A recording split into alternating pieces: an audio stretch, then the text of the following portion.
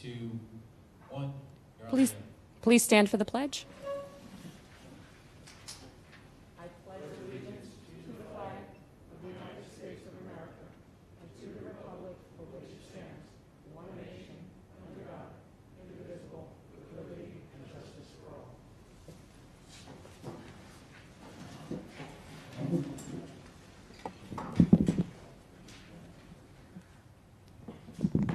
Good evening, everybody.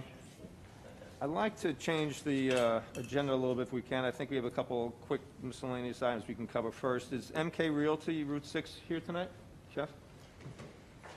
They're here for a pre-approval of final site plan. Mike, please.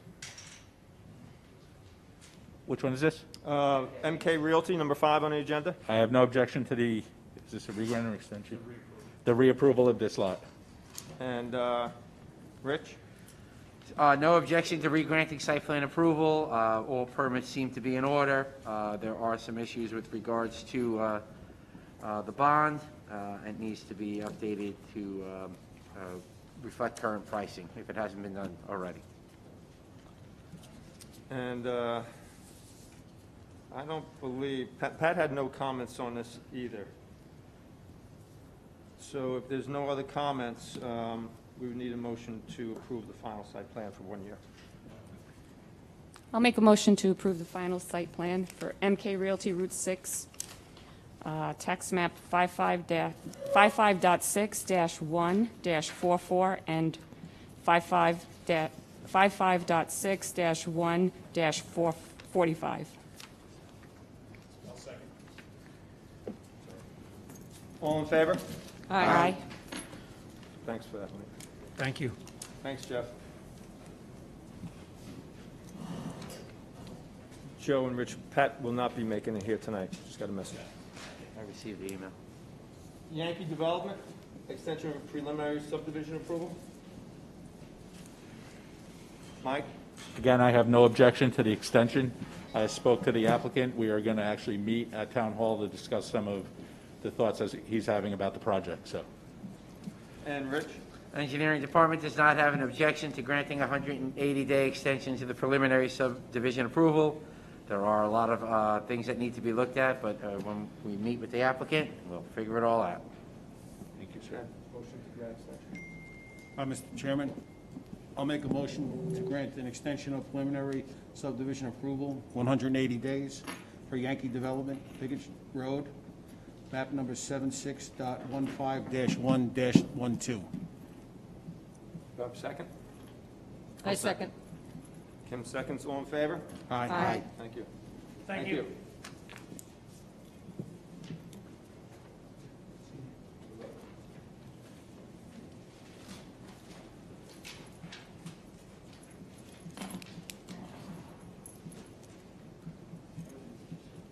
Okay.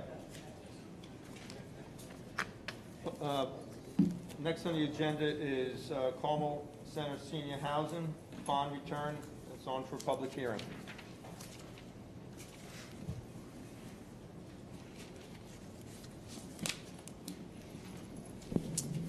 Mike? This is on for bond return, public hearing. I really do not have any comments. Rich? Yes, Mr. Chairman, so in response to the request of the applicant, a bond return of the reference site was a request from the applicant. Upon return, the engineering department performed site visits in April, May, and December of 2018, August, September, and October of 2019, and May and October of 2020 to inspect the site. Representative from the engineering department performed field investigation. Hold on, sorry.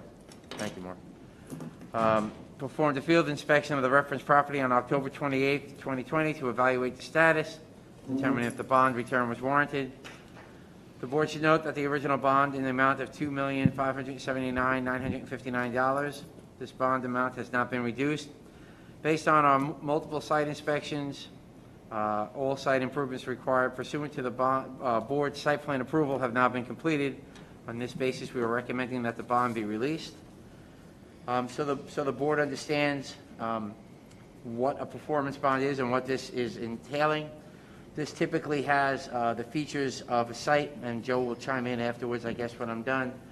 that include like erosion sediment control, earthwork, cut and fill, retaining walls, drainage pipes, water, sewer lines, fire hydrants, curbing, pavements, guide rails, site lighting, landscape features, planting. So it's all those things were part of the $2.5 million dollars that were instituted by the planning board for this performance bond. So we've gone out and we inspected it based on those criteria to find out that they finally have met all the criteria for that.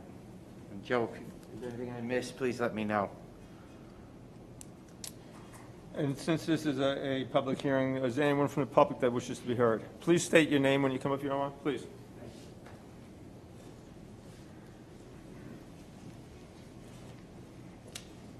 I have some material that I'd like to hand up. Sure, if I may. please.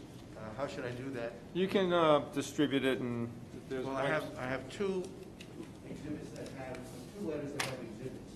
Leave one maybe there and one up here, if you don't mind. Up here. Yeah, please. The other one are copies of the letter without the exhibits, which I'll hand up. You guys can get any... Thank you.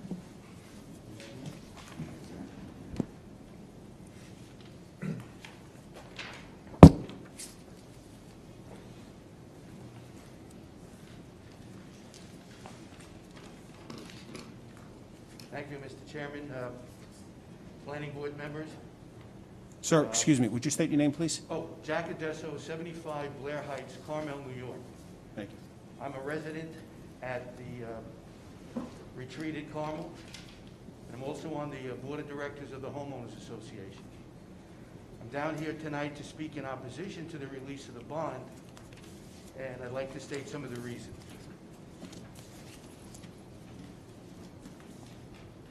This property has, Lot 3 in particular, because that's what the bond is covering, has 8 stormwater ponds.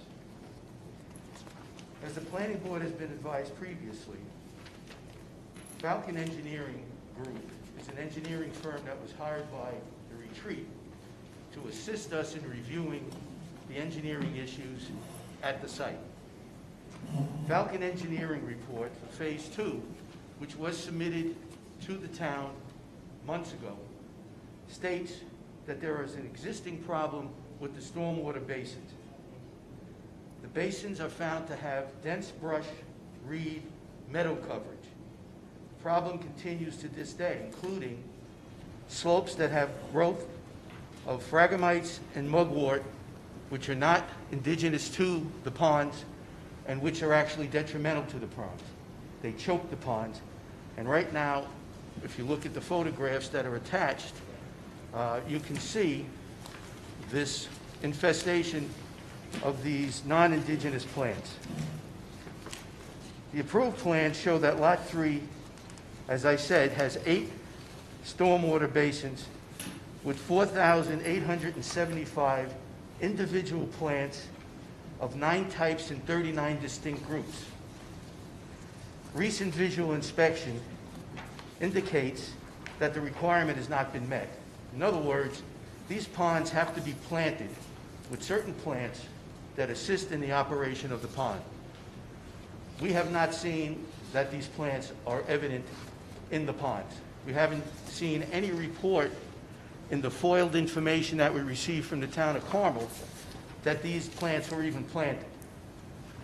Unfortunately, with the cold weather and the snow cover, it's impossible to go out there now and inspect. So we would like to see an inspection done for that specific reason when the weather warms up in the spring, and we can determine whether or not, A, if these plants were planted, B, if they were planted, are any of them still alive, and C, if we can expedite the removal of the harmful plants that are growing in there now. Falcon Engineering also stated in that report that the basins were found to have evidence of significant erosion. This cannot be inspected at this time again due to the weather and snow conditions. So additional time would have to be allowed to inspect for erosion. and for basin landscaping during the growing season. The memorandum of the town engineer dated January 14, 2019 lists as a deficiency a planting verification per approved plans and status of invasive species such as phragmites. We don't know if this requirement has been met. We haven't seen any report. We haven't seen any verification or certification in the foiled information that we received from the town of Carmel that would indicate that this in fact had happened. There was also a requirement that a stormwater control maintenance agreement be filed with the Putnam County Clerk's Office as specified in SEC 156-85, required by Condition 23 of the amended Lot 3 site plan approval. No such agreement was found in the FOIL materials. This is an important agreement because it indicates what has to be done to keep the ponds functioning properly so that they operate the way they're supposed to. You have to inspect them annually, in some cases biannually, in some cases after a major storm, to make sure that the silt levels are at the proper level, to make sure that none of the orifices which control the flow in and the flow out have been blocked. And for what we can see, there have been no inspections.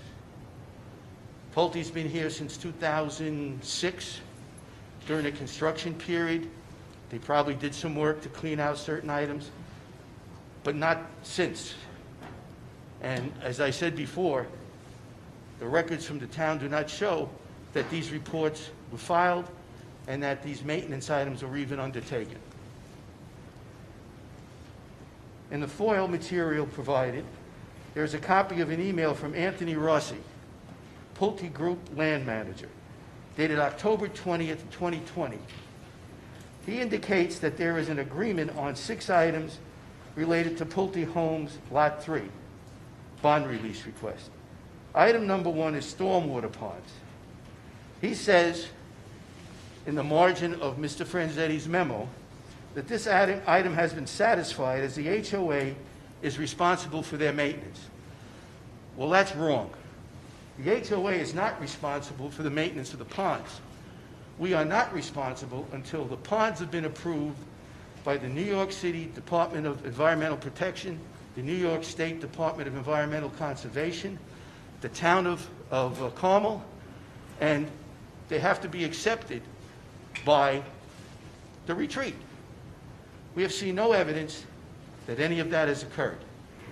So to make a statement that the ponds have to be maintained by the HOA at this point in time, when they're still under the control and jurisdiction of Pulte, is not only false, but it's misleading. It would have you believe that any of these inspections and any of this maintenance that is required of these ponds is the responsibility of the retreat at Carmel. Not the case. And I think all of you know that. Aside from the ponds, there are some other issues. There's some photographs attached that show the condition of sidewalks and curbs. All along the property, Lot 3 in particular, that's what these photographs represent, you see that the Belgian block that's attached between the roadway and the sidewalk are falling off and coming away from the sidewalk. Either they were poorly applied or there's some defect in the materials, but right now, it's a mess. Not only is it a mess. When you just mentioned, when you talked about the sidewalks and curbs, and you mentioned Lot 3, this whole conversation tonight's about All Lot 3. Okay. I just wanna Nothing make here sure is you about know. any other lot. No, I just want to make sure you're No. there, because you mentioned it, that's all. Thank you. Cleanly Lot 3. So not only does it look bad and has to be fixed at some point in time at a great expense, but it's also a tripping hazard. People walking up and down the sidewalk or trying to cross over are in danger of tripping over these Belgian blocks. Also, the landscaping at the site.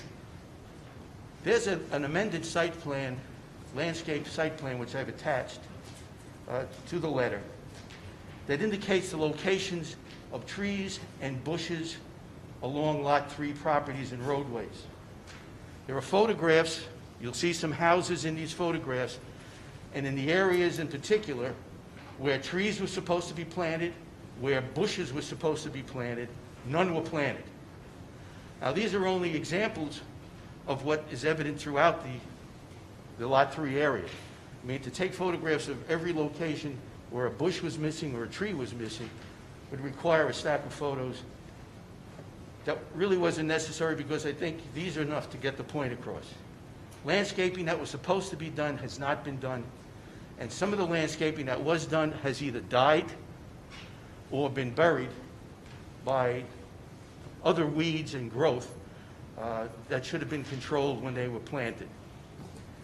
The stormwater pond, as I said before, are very expensive and are part of the landscaping plantings as well. In Pulte's estimate of the bond release numbers, they show one pond to plant at a cost of $18,000. There's 8 ponds in Lot 3.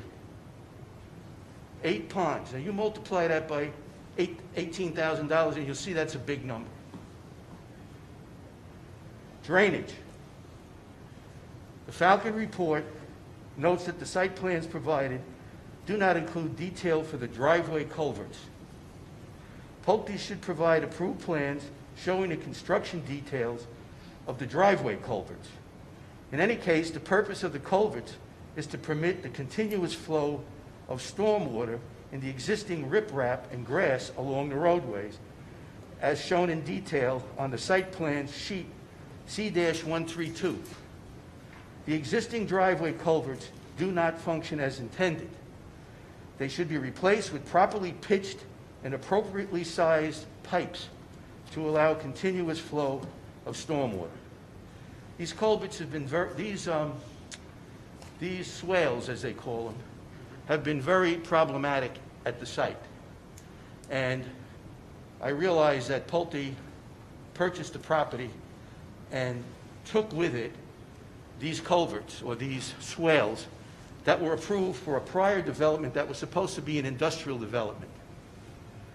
In any event, these swales have to be properly maintained. They've got to be cleaned, and they've got to flow properly. If they don't flow, they fill up and pond, and that's what happens very often.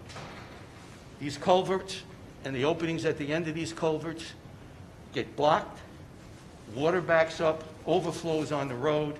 In the wintertime, you have an ice hazard, and in the summertime, you have unsightly water ponding on your property.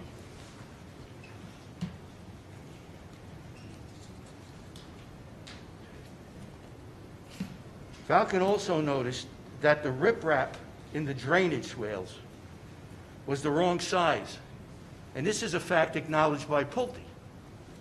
It is supposed to be 4-inch average diameter. Pulte used the smaller size. Pulte did that, has known that, and it still exists that way. Why is that important?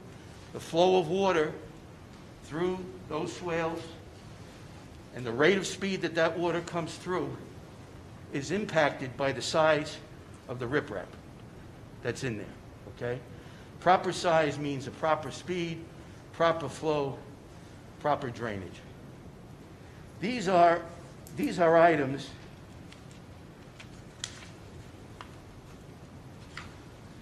it's tough to want to do this with the mask on. These are items that we have discussed from time to time with the engineering department, who's been very responsive to our calls, who's always listened to what we had to say. But I believe that some of these issues have to be looked at before you release the bond. Now, we're not saying, because we're not unreasonable, that Pulte shouldn't be entitled to something, because they've done work there. They've corrected some of the issues and some of the problems, but they haven't done it all. We're suggesting that the planning board consider releasing half the bond and keeping back the other half until the weather warms up and these inspections that I've discussed with you can be done. And if they're right, and all of this stuff has been done and is in the proper format, well, then they're entitled to the balance of the bond. If it's not, all we're asking them to do is correct it. We want to get what we paid for. We moved into that development. It's a beautiful development, beautiful town of Carmel. I've got family that's lived here for over 60 years. I grew up in Carmel, and I know that property where I live now because we used to hunt for a lot during that time. So it's a beautiful lot in the sense that the elevations are great, and I think the community is great. The town is great.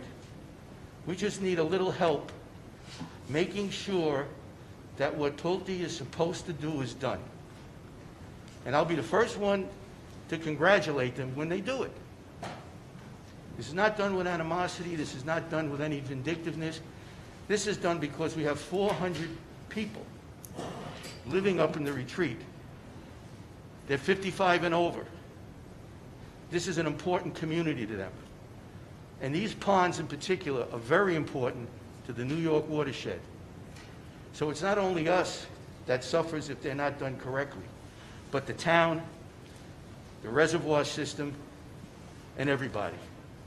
So again, I thank you for giving me the opportunity to speak. We are more than willing to cooperate in any way we can with any of the town agencies to help resolve whatever the problems are and whatever the issues are. And my phone number and email is on the bottom of that letter. Anybody can communicate with me because I'm the liaison on this. This is my baby. And I want to hopefully get it resolved to everybody's satisfaction. So again, I thank you. And if you have any questions, I'd be happy to answer them. I'd like to hear from everyone else, I think, but thank you, Jack. Thank you. Any questions for Jack before he steps down? Yes, I do. Has these issues been brought in writing to Pulte Homes? Excuse me? Have these issues that you spelled out before us, have they been given to Pulte Homes? Has it been They've been discussed given to with them? Pulte Homes in the Falcon report, okay? And I'm going to send them a copy of this letter, okay? Because I'm curious to see what their response would be to your I'm going to send them a letter. copy of the letter, but they've gotten the Falcon report. They've gotten 2 Falcon reports, which very specifically list many more items than I've raised here. We believe that these are the most important items. Some of the other items may be smaller in nature and can be resolved easily, but these are very important items. But they're going to get a copy of the letter tomorrow. Did they respond to the Falcon reports? They responded once. They were supposed to respond to the second report November 29th. We haven't heard from them. My feeling is because they knew they were going to be asking for the bond reduction, and they didn't want to conflict themselves. I mean, it's only my opinion, or contradict themselves.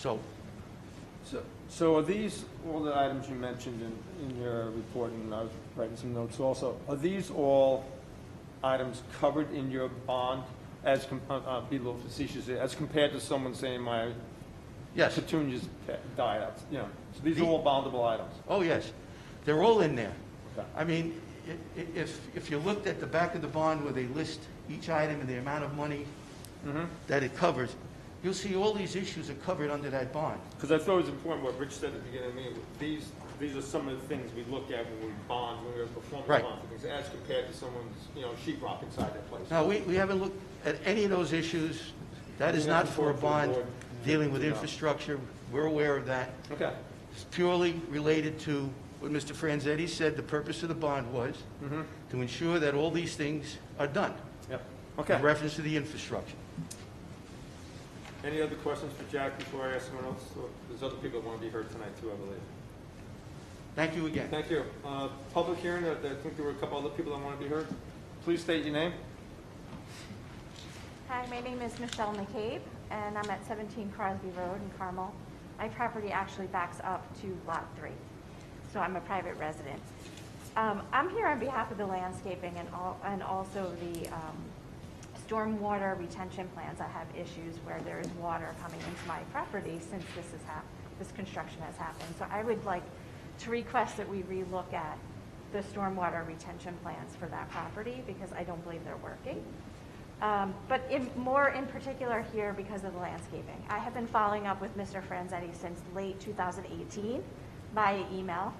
He has followed up to Pulte on my behalf during that time, and I have not seen any trees. In fact, I've seen maybe 2 or 3 that have since died. There's been no follow-up after those trees were planted. Now, like the gentleman said, there's lots of overgrowth, but there's been no landscaping between my property line and this construction. And I brought my own pictures from my back lawn so that you could see, but I'm sincerely disappointed at Pulte because my quality of life is suffered. There's nothing to give me privacy back. It doesn't block the lights. It's a quality of life issue. And as somebody that grew up in this community, the reason I came back to raise my family here in Carmel was the bucolic nature of the environment here. And I think it's the responsibility of this planning board to protect that, protect the health and well-being of our citizens.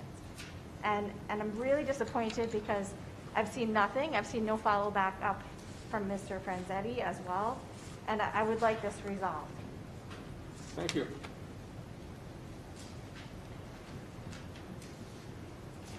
So when you mentioned take a look at the stormwater retention, what are you experiencing? Sorry.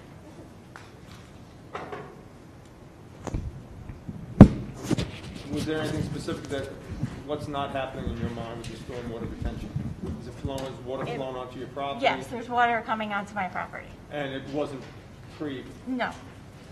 Okay. So I would like to request that you relook at those measures that you have to protect the stormwater. Because at least in my case, and I'm at 17 Crosby Road, which is right up against Lot 3, I'm having much more water coming into my property. So from my perspective, it's not working. Thank you.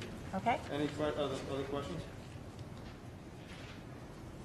I'm sorry, do you have any photos showing any, during a storm event, showing any flooding on your property? No, but I'd be happy to take some for you.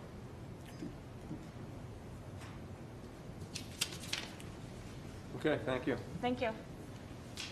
Anybody else from the public wish to be heard? Hi, my name is Michael Hubertus. I live at 15 Crosby Road in Carmel, and Michelle's next door neighbor. And my chief complaint, along with my wife's complaint, is also the landscaping issue along the property between, the Pulte property and the residential properties on Crosby Road.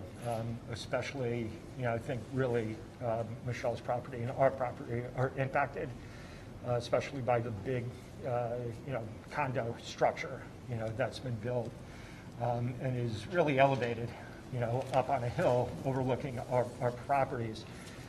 Which again, brings up a, privacy issue for us. Our main concern though is that there really has been no landscaping done on that side. I think on the original proposal, Pulte had stated that it was going to be 25-foot forested, buffered, area between those properties, and there, it would be a visible barrier, I think were the terms used on the original proposal. That definitely doesn't exist. I remember years ago, 10 years plus, the only work that I've ever seen done there, and I'm outside all the time walking the dogs, and was Kent Countryside came and planted just a handful of spruce trees, and evergreens sort of down by where property, where Crosby Road ends. In the dead end area. I mean, the plantings weren't even done to really affect the view from Crosby Road, especially my backyard, into the structures that are in place now. So again, that's our major concern. The other thing is, my wife and I sort of thought it was ironic that there's been placed at the end of Crosby Road a no trespassing sign. The other gentleman that was here said he used to hunt back there. And that's true. Those used to be open fields. And we're living in the house that my wife actually grew up in. And we've been there for 30 years and have loved the dead-end street and really, the privacy and, the community that it's afforded us. Just to see that sign the one day, it was just, I think my wife put it best. I mean, it's really unneighborly.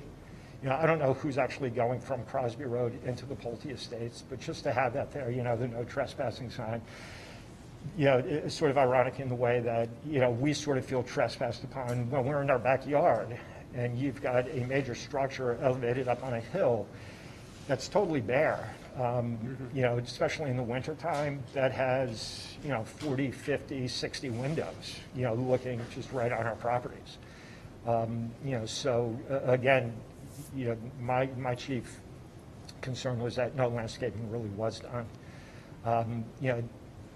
Just one other thing is, with respect to where that structure is, up on the hill, I'm not sure really what can be done as far as landscaping is concerned. I mean, those trees are going to have to be really mature, 50, 100-foot trees really to block, the views, that are, the view from the Pulte structure, onto the residential area of Crosby Road.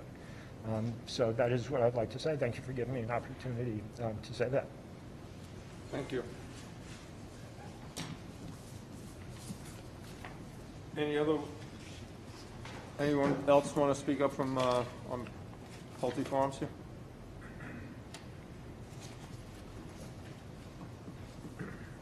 Thoughts? Rich, your thoughts on revisiting this site in the spring? Hearing everything that the residents and concerned citizens have said, the board should maybe consider having the bond reduced but not fully returned so that we can go back out in the springtime. There were a bunch of issues there. I'm going to ask Paul as their representative. He needs to, hopefully he took good notes, or he's going to have to rewatch this video to figure out what was going on. You get a copy of the letter too.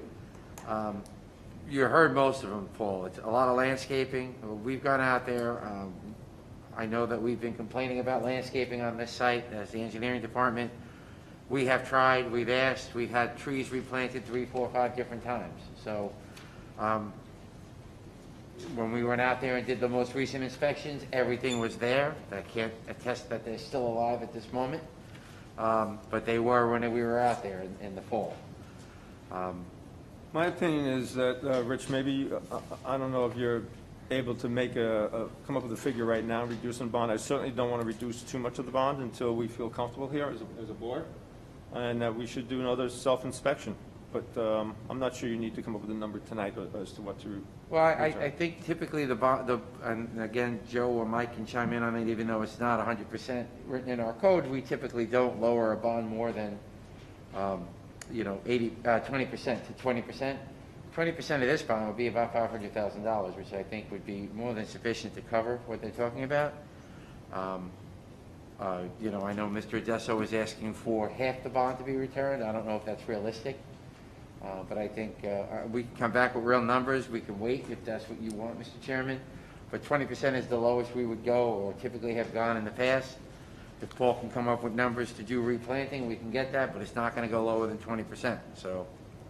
I'd like to put a little bit more thought into it, and maybe Paul, you can come up with some numbers. I don't know anything you have an opinion on this? I do, and before we even come up with the thought of reducing the bond or the amount, the retention ponds themselves, were they, I mean, this has been occupied, this complex. This is my second term on the board, and this continues to keep coming back here. I personally believe some of these issues are just homeowner maintenance issues. The retention ponds concern me, though. Okay, were they at any point signed off so that this site was given a CO and residents could move in? Because if that is the case, then again, this is a maintenance issue. Also, we don't have any input from Pulte, all right? There's been letters, there's been an engineering report.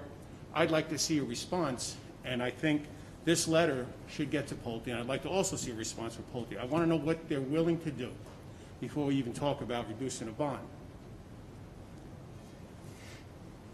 Well, listen, I'll look at it this way. If the town was going to accept this as a town road and these ponds, they'd want it kept. They want it complete. And before anybody, a town would take over, they would want these items addressed. Absolutely. So they're basically gonna be the town, so we have to make sure that they accept something that they don't have to put $1 million into when it's the responsibility of the developer.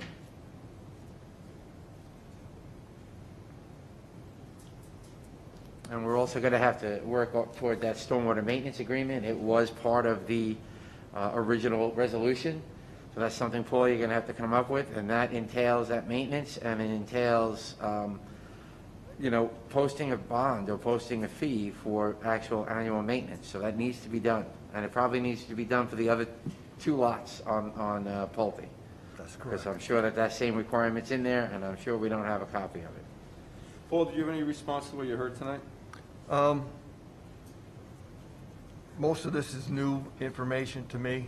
I'm not aware of any of the Falcon reports, so I never received anything to look at. I agree that you want to come back out in the spring and take a look to see what's going on. It's only fair, I think, to everybody involved. At this point, I think a bond reduction is due. Obviously not the full bond, as there appears to be backup information that shows there are problems. But I don't think it's fair that Pulte still is paying for a $2.5 million bond when there's probably less than, $500,000 worth of work to do out there, from what, I'm gathering from numbers that. Can I ask, how do we know what the cost is of curing whatever conditions are necessary to Well, be if you cured? just take that one number that the gentleman talked about with planting of the pond, if you had to replant 8 ponds at $20,000 is $160,000. That's gonna be your biggest, that's your biggest number. That's gonna be another cost on top of But just the plantings. But I would think there needs to be a schedule created. Well, that's why we'd have to work Yeah. out, I would have to sit down with Richard to come up with, in Exactly. essence, a new bond estimate. Mr. Chairman, it's not up to the planning board to make a determination as to the amount that should or should not be returned. The applicant has made a request for a full bond return. Paul has now said that he would consent to a partial return. Then it's up to the applicant and the engineering department to get together, figure out what amounts can be attributable to the items that have been raised here tonight and any other potential outstanding items, and then come back to the board with a fixed number. To sit here and engage in a colloquy as to price allocations for things that are not and have been completed is not the proper way to handle this. No, I agree. And as Anthony said, we should hear from Pulte here, and Rich should not have to come up with a number tonight. So, thank you, John. So do we continue the public hearing, or? I would leave the public hearing open at this point. Yeah, I would definitely leave it open. Okay, So we have some that's answers. fine. So let's hold it over. We'd like to hear from Pulte. And you work with Rich on as Joe A mentioned? revised bond amount. Yes. Mr. Chairman, may I ask, Mr. Adesso, you don't have to respond, but could you please email a copy of that letter with your attachments? I will. Can you please email both Falcon reports so that I can forward them to Paul and he has it? I'll be happy to do it. Can you use the Mrs. microphone? McCabe, could you forward a copy of your letter to the department? I'm sorry, Mr. Chairman, and so we can get it to Paul so he understands it. And the other gentleman, I didn't get your name, I know it was Michael. If you have any other letters or something, please forward it. Give it, I'm going to ask you to give it to Rose Trombetta. If you haven't dealt with her before, I'm sure you have those, so send everything through Rose to the planning department. Mr. Chairman, I'm sorry, I cut No, you that's off. fine. If anyone was going to speak, I want him to get up in front of the microphone. I think this was a good discussion, reached a good conclusion. Joe, thank you for that. Anything else? No, Mr. Chairman, I would, if anybody else have anything in the public? If not, I'll make a motion to keep the public hearing open. All in favor? Thank you very much. Thank you.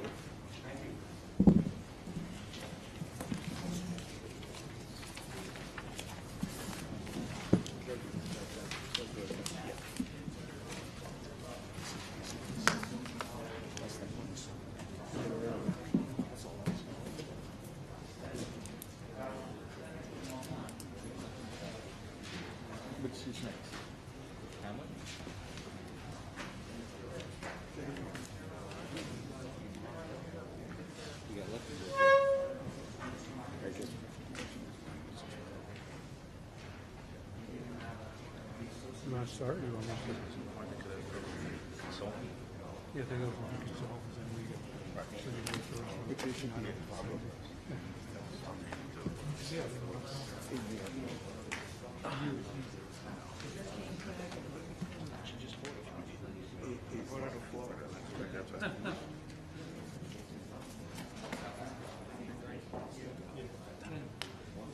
Nice to meet you. Nice to meet you. I'll talk to you outside.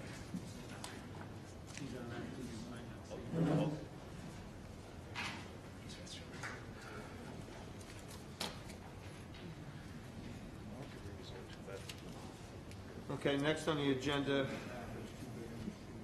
Hamlet at Carmel, Stoneleigh Avenue, amended site plan. Mike? Applicant proposes to develop a 120-unit multifamily development with the necessary parking and recreation spaces on 35.28-acre parcel that was previously approved for multifamily dwellings for the elderly. This project is for all ages, not a multifamily dwelling for the elderly. I gave you the code sections.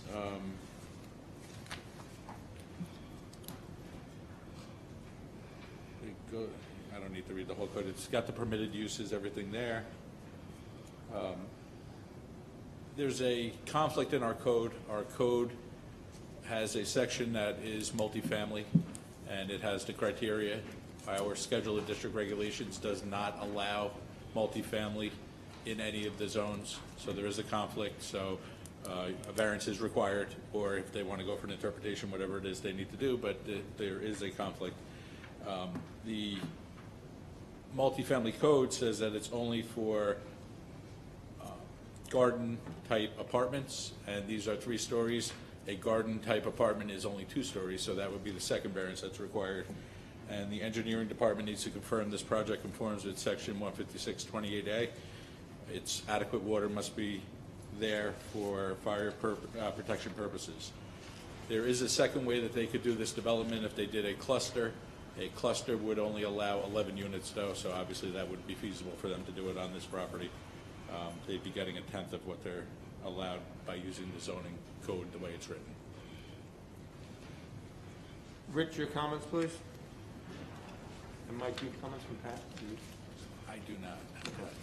So, Mr. Chairman, the applicants, I don't have Pat's neither. I don't have his comments, sorry. Site's 35.3 acres. The planning board did grant final site plan approval for this project, development of 120 senior units in June of 2009. In November 19th of 2020, the applicant had requested reapproval of the previous approved site plan. At that time, the engineering department did not have an objection to that reapproval. However, it did have some caveats. The reapproval request with any new site changes would trigger a new site plan review, which is where we're at, and regulatory review, which is where we're starting. Performance bonded engineering inspection fees will need to be increased to reflect current costs. Stormwater maintenance agreement and bond would be required. And the out-of-district water and sewer agreements would need to be updated to reflect the new proposed use. At that time, the water and flow is 42,000 gallons per day for both water and sewer. General comments, all the standard fare of permits and referrals are needed. New York State DEC, State DOT, New York City DEP, Department of Highway and Facilities for Putnam County DOH, Putnam County Department of Planning, GML 239M, Town of Carmel Highway, possibly the ECB, Carmel and Croton Falls Fire Departments.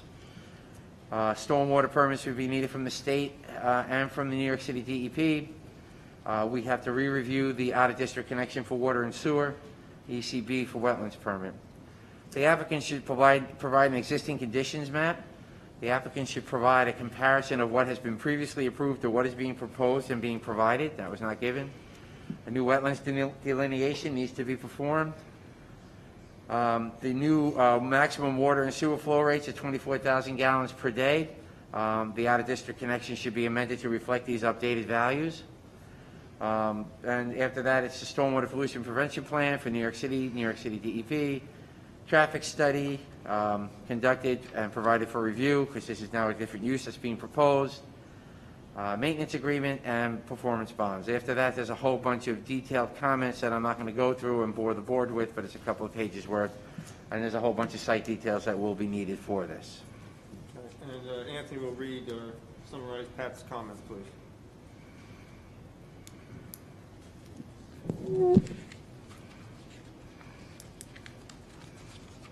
All right, so Pat proceeds to describe the project and the location. Site plan comments. The applicant is proposing the development of a multifamily resident rental project aimed at families and individuals of all ages and varying incomes. This unit will include workforce, middle income, and market rate housing. I'm going to get to some of the more important points that Pat raises. Unless this proposal is modified to correspond to the senior citizen multifamily dwelling provisions of Section 156.39, a use variance will be required. The town of Carmel has no workforce or affordable housing regulations. Clarification is required regarding how the workforce and middle-income housing will be assigned. Also, what is meant by middle-income housing. Also, with the amended plan, by eliminating the cottages, the developed footprint has been decreased from a coverage of approximately 9% to 4%. Should the applicant wish to proceed with a non-age restricted development, a new CEQA review would be necessary that would need to address the following items: traffic impacts, school children impacts on schools, utility and infrastructure impacts, visual and aesthetic impacts of the additional taller buildings, municipal service impacts, and fiscal impacts. And Pat ends by saying a zoning compliance review cannot be conducted until the use of the proposed project is addressed. Hi, Ken. Good evening, Mr. Chairman, members of the board. Nice to see everybody again. Last time I saw you, I didn't eat these. Why don't you give us a little overview of what you're doing? Some of us are familiar with what you had planned for this property. It seems like it's changed. Sure. Why don't you tell us what's going on here? Sure. I'm Ken Carney. We're the owners of this property, Carney Realty Group, along with our partners, Castegna Realty, a prominent Long Island developer. We've owned it for about 5 years or so. We are proposing 120 units, 120 apartments. 80 are mixed income, similar to other projects we've developed both in the Hudson Valley and throughout New York State. 40 units are true market rate. The mixed income will be workforce and middle income. We will serve people and families from $45,000 up to $102,000 a year. I consider middle income anything above 70% of area median income. We have successfully developed 4 middle income projects in the last 5 years, and we have 3 currently. One we're going to break ground April 1st, and 2 others in the pipeline. We're very familiar with this model. The 80 units of mixed income is funded with private financing together with private equity. The private equity is raised by the syndication of tax credits. The tax credits come from New York State. The tax credits are syndicated to an investor. In this case, it's Raymond James. We've worked with Raymond James for the last 12 years and have successfully developed over 1,200 units with them. The tax credits come with restrictions tied to incomes. Therefore, we have various income limits tied to the units. You'll have units at 60%, 80%, and 90% of area median income for the 80 units. The 40 units are true market rate. The breakdown for the 80 units are 42 bedrooms, 21 bedrooms, and 23 bedrooms. They're all 2-story walk-ups. The market rate are 42 bedrooms. That could be amended to possibly change a couple to 1 bedrooms and a couple of 3 bedrooms, but for now, it's 42 bedrooms. We believe the location is perfect for this type of development. We think the market, we know the market is extremely strong for both the mixed income and the market rate units. There is a lack of rental housing in the area, and its proximity to Westchester County, Croton Falls train station, and 684, not to mention the hospital, make it an ideal location for this model. We're familiar with this model. We're developers. We build, but more importantly, we manage. We manage all of our own properties. We currently own and manage approximately 1,500 units throughout New York State. We started this business here in this town probably about 31 years ago. We're located right down the street in Baldwin Place on the old driving range property. The project itself, the construction, will be LEED certified. The finishes are high-end finishes. We don't use vinyl siding. We use hardy plank. We just finished a project similar to this in Beacon, New York, overlooking the Hudson. We did 73 units of mixed income and 25 units of market rate right next to it. We were able to get the highest rents in the city of Beacon, having market rate next to mixed income. You need three things to make this work. You need the right location, you need the right product, and you need the right management. We know how to do it. We've done it, and this location lends itself to this model. You have views from the front and the back. It's a beautiful piece of property. It's serviced by water and sewer. Water and sewer is at the property line now. I invite any members of the board, if they want to take a field trip, we can view our most recent development up in Beacon. It's located right to the left of City Hall. It's easy to find. And we have one model that's open, and we use it for that purpose, for a model.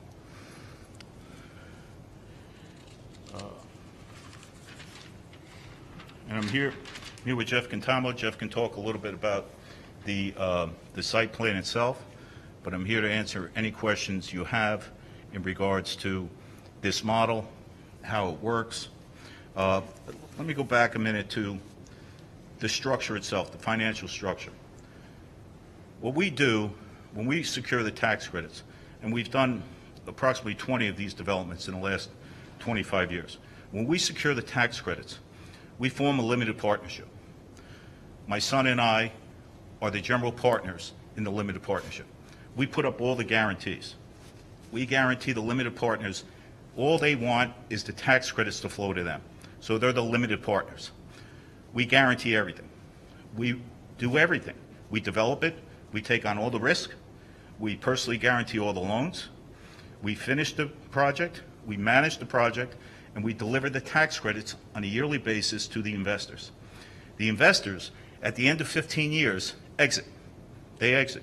And us, as the general partner, buy them out for a predetermined price, and the properties stay with the Carney family. All of our projects are structured that way. There's a legacy structure that all of our units stay with us. We just finished the buyout. One of the first large developments I did was in Shrub Oak across from Lakeland High School, Wynwood Oaks. And we came up to a 15-year buyout about 2 years ago, and it was very simple. With the limited partners, no arm wrestling, they knew what it was.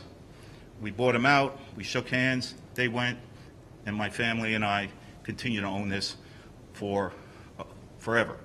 With this development, there will come a restriction of either 30 or 50 years, depending on if we do a tax-exempt bond deal or what they call 9% tax credits. There'll be a 30 or 50-year affordability period on the mixed income units. The market rate, of course, is not. We will not do a subdivision. It will be one piece of property. The limited partnership will then lease the pad site, if you will, to the market rate. It's similar to what we did down here at Crossroads. The building where Green's Market is and Bobo's is actually in a 99-year lease. The limited partnership owns everything, and there's a 99-year lease on a pad site that we constructed that commercial property. So I know I'm throwing a lot at you, but is it okay? I'll have Jeff say a little bit, and then I can come back up. Thank you, Ken. Good evening. Jeff Quintelmo from Insight Engineering, Surveying, and Landscape Architecture. I'm not sure how many of the board members were around when Ken's project in its former form had been originally approved, but this property is 35 acres just to the south of the Putnam Hospital Center. As a matter of fact, the southerly driveway to the Putnam Hospital Center extends to the property line of this property and was constructed with the full intent that it would be extended into this property for multifamily housing for seniors. As Ken mentioned, he's controlled this property for quite some time, and during that time we have kept all of the approvals associated with that 120-unit multifamily senior housing project in order. So this property's been fully engineered in that form and been fully approved in that form.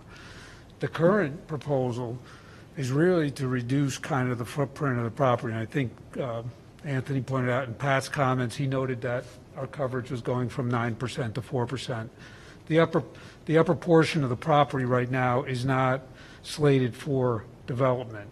And so what we've done is really we've compressed the footprint, but still have the 120 units of multifamily. As I said, all the approvals with respect to sewer, water, stormwater, and related agencies had been perfected for the previous 120-unit proposal, and we would propose to amend those. Rich points out that we would have to amend them, but to be clear, we're amending with minor modification. We're not recreating the wheel. So, we're trying to build off a fully approved, fully designed site and make it work for Ken's current program.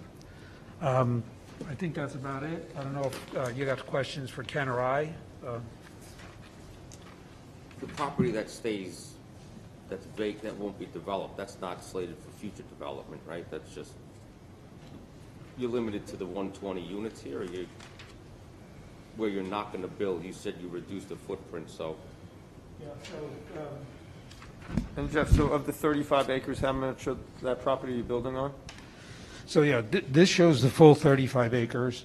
The current proposal is to site the market rate units here in buildings 1 and 2, and the mixed income units in buildings 3 to 7 here, the rec areas here. There was formerly some development up in here. Right now, there's no proposal for that. But is that something you would do in the future, potentially?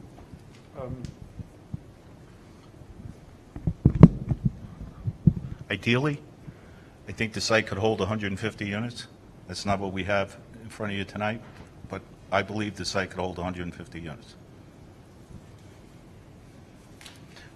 I believe that's what you're allowed by right. I'm sorry? I believe that's what you would be allowed. I think that's what was in here. Yes. I'm trying to thumb through it as we're talking, so. I have a question for you, but not now. I have a question. So Yes, why, ma'am. it was originally supposed to be for seniors? Correct? Yes. Why the switch to more We of a- bought this property, and it was approved for senior housing. Our partners in Long Island, we're also partnered with them on a development up on Route 22 in Pauling, past Hannaford's, Castagna Place. Mr. Castagna fell in love with this property, and he always wanted to do for sale. He said, Ken, I want to do for sale, I want to do for sale. Unfortunately, last year he passed, and the CEO of the company that I was very close to passed 2 years before him. So that started the discussion about rentals, and the senior rentals, I have a lot of them. I have 700, 800 units of senior rentals. The market isn't there. It's definitely not there for 2 bedrooms. 2 bedrooms are very, very soft. Down in Muse 1 and Muse 2, those are ours. In Crossroads, those are ours. And the 2 bedrooms are, it's just not a big demand for them. The demand for these units, based on the 2018 statistics, are incredible. The town of Carmel, households who are 22 to 34 years old in the town of Carmel, 22 to 34, 51% of the town of Carmel households between 22 and 34 are income eligible to live here. From 34 to 44, it drops to 36, 37%. From 44 to 54, it drops to about 31%. The demand is incredible, and it's needed. The people we see every day, the dental assistant, the people working in CVS, the people working in our restaurants, they need housing. There is no housing choices here in this town. All the young people, they leave. They leave. So we've been doing this for a while. We have 2 models right now, this model and a downtown revitalization model that we've used in Peekskill, and we've now taken it upstate. But these 2 models are the models that we believe is the most need and the most impactful. Yeah, the reason I ask is that with senior housing, you're not bringing in, you know, children who need schools and buses and things like that. And you mentioned there's a lot of people in Carmel who live here now who would probably live there. But what would also be the draw from other places for people to come and live there, bringing more cars and more children and more expenses? That's just a concern. Well, you know, the school age children and the impact on the schools is the 30-year-old debate, right? So in the 80s and 90s, it was the impact on the schools. Now we have a reverse dynamic. I mean, the town, the Carmel Central School District, I think their enrollment has declined about 22%. In 2023, it's estimated to be down 28%. But at some point, the school district still has the infrastructure and still has the staffing resources for more children. It's not, so there is an argument to be made that an increase in school children is not going to have a tremendous impact on the schools because the infrastructure is there. It's underutilized right now.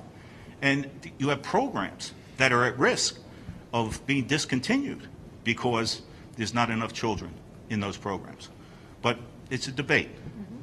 Can I, regarding effect on schools and other services rendered by the town, how do you, how's the property tax situation for your development? Are you paying full market rates in terms of property taxes, or are you getting a reduction? That's a great question. There is a law on the books that actually started here in the town of Carmel. It's called 581A of the real property tax law, 581-A.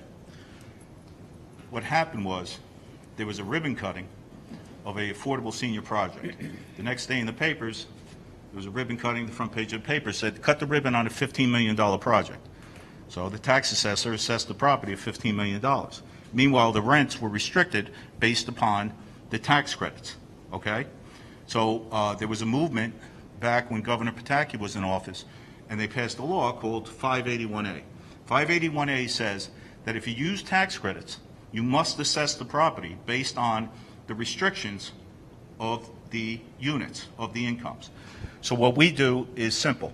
We go to the town, we go to the assessor, and we say, what are the taxes based on 581A? And then, in Beacon, for example, we sat down with the assessor.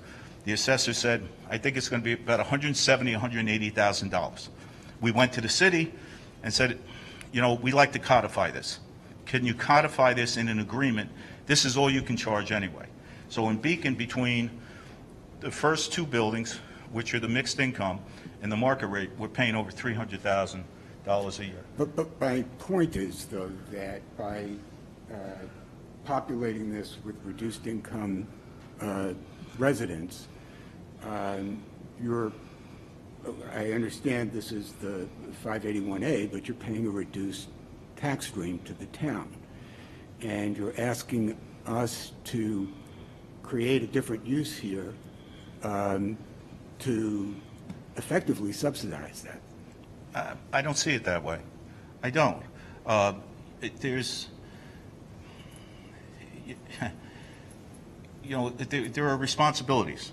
There are responsibilities with each community to address the regional housing needs. There's responsibilities from each community to provide a diverse choice of housing, and this is one of them. I don't think Beacon, when we pay them $310,000 a year, I don't believe that they're subsidizing us. But we have there may be a shortage of housing or rental housing for reduced income people in Carmel and in Putnam County generally. But in Carmel, we have a shortage of commercial properties paying full boat market rate real estate taxes.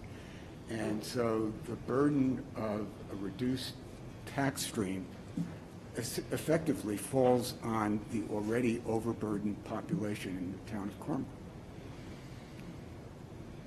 It's a fact.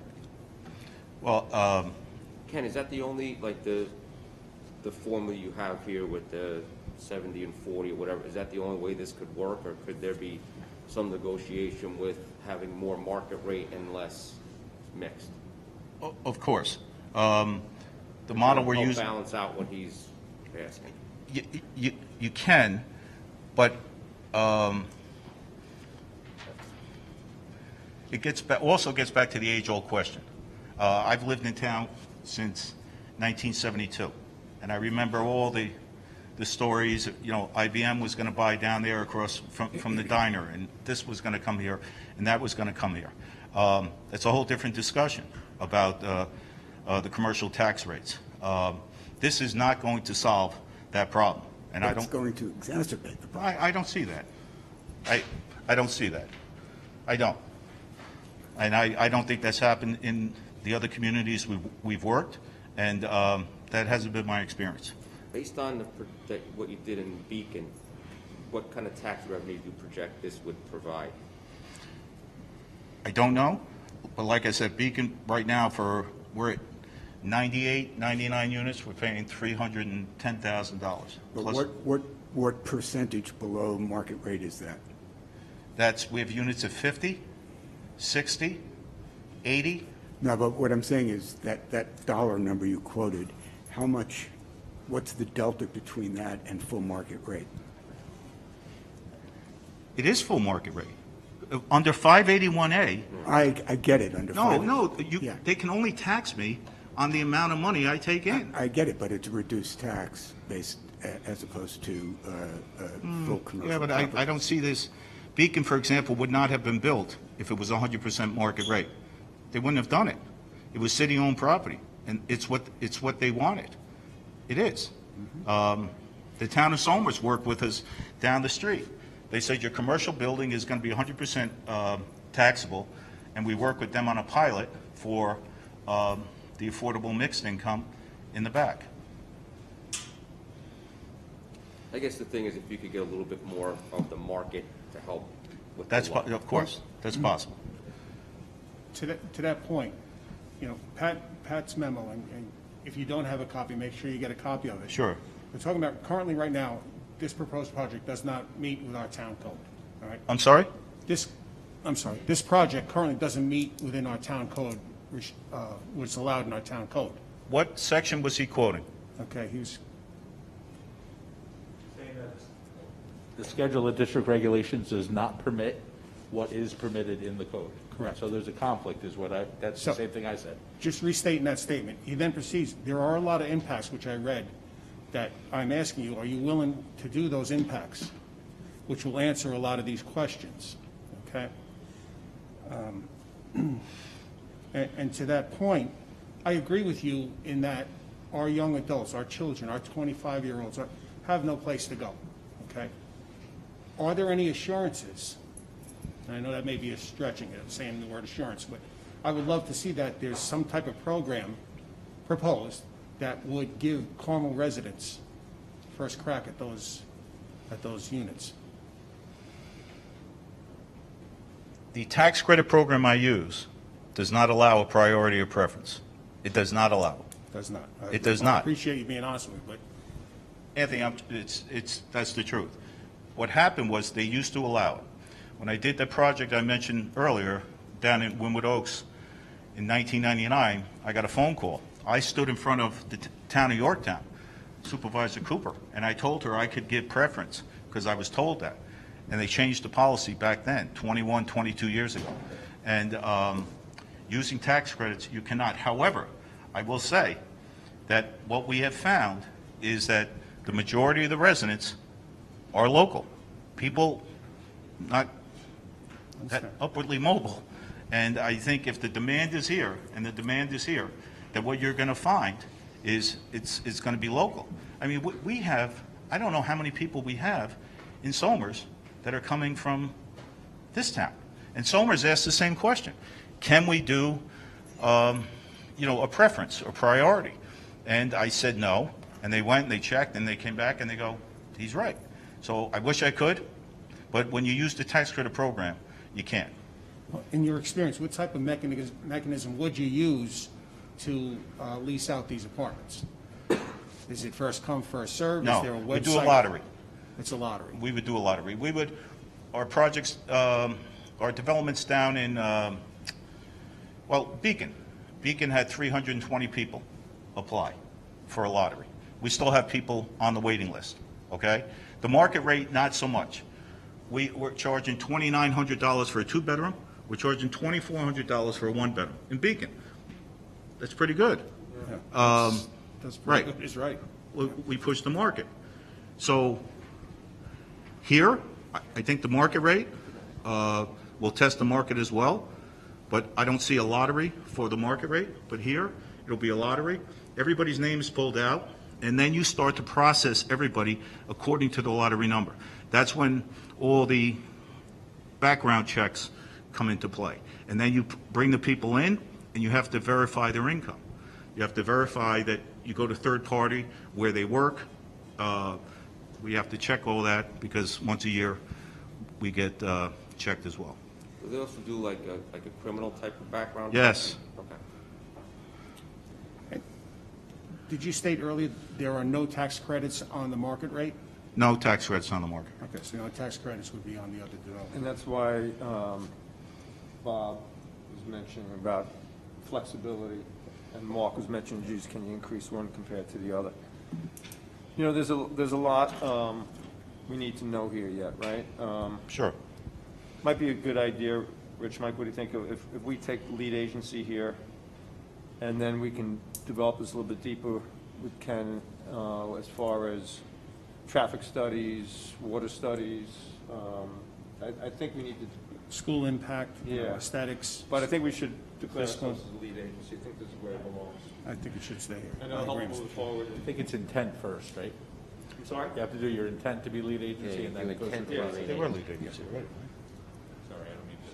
So, Thank you. yeah, this, if I could, this is maybe a little different than other projects that you've done seeker on, and I'll just bring you up to date on what we did do relative to Ken's project, which again, very similar to this in terms of, exactly the same in terms of density, but very similar to this in terms of infrastructure relative to road alignment, the sewer, the stormwater, et cetera. So this particular piece of property was the subject of a full environmental impact statement. For a So- different use, though. Yes, a slightly different use. So it was for a multifamily, 120-unit project with, as I said, similar impacts. Now, with an environmental impact statement, there's what's called a finding statement, which is the conclusion of that proceeding, which establishes the conditions or the metrics by which the approval can go forward. And again, if Pat were here, he'd be explaining this to you, and I'm not trying to do Pat's job. But typically with that type of arrangement, when you enter into a revised project, you continue in your role as lead agency. okay? You could opt out of that, but as far as we're concerned, you're the lead agency under seeker. And as far as we're concerned, you have the right to ask us to revisit certain of the impact assessments that were done, and we're open to discussing that and willing to do that. Many of them are going to be very much the same. Certain of them are going to change slightly. I don't think any of them are going to change grossly. I guess impacts on schools would be the only one that would change grossly, right? But the point is, and again, I'm only pointing out that that was the proceeding we did. You were the lead agency. We see you as the lead agency. We believe you can continue in that role. We're willing to take a pass on it and let Pat advise you on that, but just wanted to give you that background. Even though the previous project was approved and finalized? I didn't hear you, I'm sorry. Even though the previous project was approved and finalized, it doesn't affect anything? Correct. And again, we're back with the same applicant with a very similar project, with a revision to that project, and it is not, in my opinion, outside the realm of seeker to continue the proceeding with this board as lead agency. I think I'll grab Joe to see. And what, a couple of things, I couldn't write fast enough, but, you know, an updated traffic study, of course, the impact to the schools, the impact on the water and sewer. Yes, they all have to be studied. Rich, if you recall, we had to amend the water and sewer agreements anyway, right? Correct. From back, we still haven't Yeah, you gotten- had it at 72, you went down to 42, now you're recommending 24. I'd like to see it closer to 24 than the 42. The town has the option to make that request. 24. Gallons per day, 24,000 gallons per day. All right, we'll look at, I didn't think we were down, I never thought we were down there. That's what's submitted in the package. But I'm talking about our existing agreement. Well, your existing agreement's at 42,000 gallons per day. That will have to be looked at as part of this assessment. And I think that's the whole point in us declaring that we want to be lead agency here. We need to refresh this entire project, as Pat mentioned in his memo. The use has changed, but if we do that, we can continue to move the project forward. Joe, did you have something you want to add to that? I apologize, I didn't hear the end, but if you're comfortable with the project as it's been spelled out by Mr. Carney, then you can make a motion to declare lead agency this evening. Yeah, and Unless you have other questions, in which case... I think there's a lot more questions to be answered. Literally, 10 pages of typewritten notes, and I think this gives Mr. Carney and Jeff an opportunity to work with the consultants. So those should be addressed first. And you need to be lead agency before they can go on to the zoning board for a use variance, if needed. That's correct. Mike, one question, please.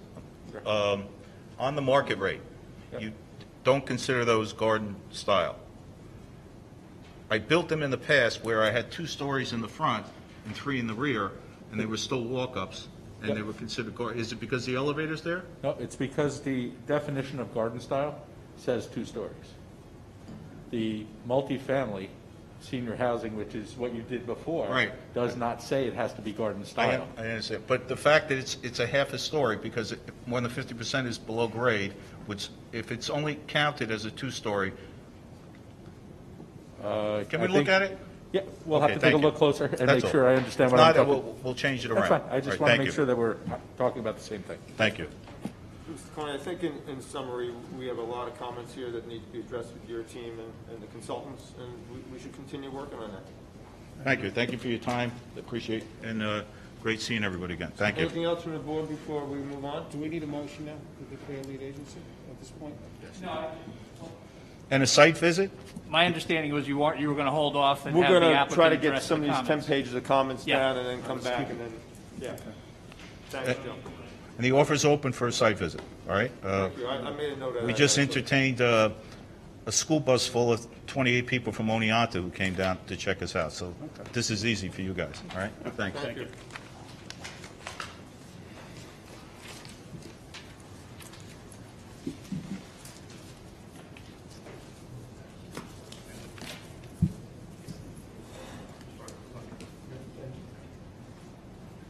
As we've done previously, we're going to combine Fairhaven at Baldwin Place Road, site plan, and Fairhaven at Baldwin Place Road sketch plan.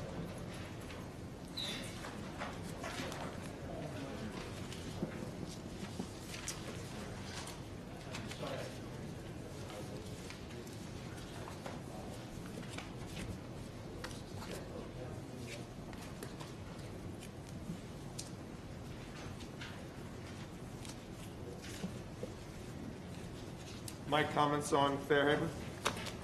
We're combining both applications? Yeah, it's back, the same comment, the site plan must not be approved until the subdivision plat goes through and is filed, so the lot's created. And basically, I gave the list of variances that are required. They need the interpretation that the septic and well meet the code, or if they need a variance for it. And they also need age restriction variance, parking variance, and the 2-story in height variance from the code section. Also, the fire department is here for this applicant as you requested them. Thank you. I know you're busy. Thank you for coming. Rich? No additional comments from my prior couple of memos, Mr. Chairman. If you want me to, I can go through it. Otherwise, it's no additional information has been provided to address any of the concerns. So,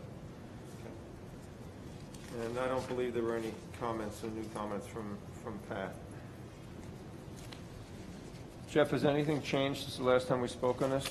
So we did submit a number of documents. We did not make changes to the site plan with our most recent submittal. We did want to get the emergency services input. What we did submit was a detailed response to the comments from the county. It was clear to us that the county did not have the latest site plan. The county did not have the full description of the project, and the county did not have the parking study. So we did provide a written response addressing what we felt were the misinformation that they had relative to those items so that they could. That was to the county planning department, which... That went to the town, which then forwarded to the town, to the county And planning. do we have a copy of that? It was submitted through Rose. through your board. Thank you. And again, that's the standard procedure as I understand it. So. Jeff, did they, that- I'm sorry, did they indicate that they were going to review that, and what did they tell you? Well, they being the county? Yes. So the county, the county told us, we don't deal directly with you, it's a 239 referral, and everything comes through the town. Okay. And that's why I had coordinated with Rose to make sure they got the response and they understood why they got the response. So just so I understand, they didn't solicit information from you, you responded to their 239M referral, and now they have in your opinion, a complete package of what this application is all about? Correct, updated and complete, correct. Okay. So, Mr. Chairman, in light of that, there may be additional information that you can expect from the county planning department. They may amend or modify or leave the same, the existing statement that they provided previously. Just so you should be aware of that. Thank you. In addition, Mr. Ashley Brody, who again is Executive Director, Search for Change, who's here this evening, Ashley was asked to provide some documents relative to funding, taxes, similar to what Ken had told you. Ken's in a different program, but similar questions as you had asked him, and Ashley did provide that additional information. In addition, there was a question you had asked of Ashley relative to operations and the handling of school children and the buses. So, he talked to his staff, and they've developed, how they would handle that. I'll let Ashley speak to that. But again, the site plans themselves have not been revised, but we did provide that additional data, and Ashley provided a number of documents. So if you have any other questions for us, we're here. I don't know if Ashley wants to speak. Well, as a courtesy to the fire department that's here right now, have you had an opportunity to review any of these drawings? And if so, can you get up and speak to? Real quick, if I could interrupt you. There's also a question as to where the district boundary line is, as we discussed. Good evening, ladies and gentlemen. Jim Stasiak, Chief of Mahopac Fire Department. This project, I believe, is going to fall into the Mahopac Falls Fire Protection District. The line is very skewed at that point. From where our fire district line comes in, we have Society Hill, but Bell Heating and the Kohler Center, as it runs parallel, that is all Mahopac Falls. And then it goes down, all the way down towards the gas station and then onto Baldwin Place Road. We'd be very happy to work with Chief Boyle. He's very busy tonight. He had a serious accident on Baldwin Place Road this evening. Otherwise, I'm sure he would be here. So I was with Mr. Carnazza. We were trying to get an overlay of our fire protection district lines to confirm that none of the structures would be in our jurisdiction. If a piece of it does, then we'll be more than happy to be involved. We'll be more than happy to be involved even if it's not, because at some point we're going to be involved. If there's an emergency there, as a mutual aid to Mahopac Falls Fire Department, we would be bringing our tower ladder because it's a 3-story building. So we would be on an automatic response anyway. So I appreciate you bringing us in on that, even if it's not in our district. We'd be more than happy to work with everybody to cover everything, even setbacks of buildings, access to rears of buildings for our tower ladder to reach the 3rd story in the rear, and multiple different points.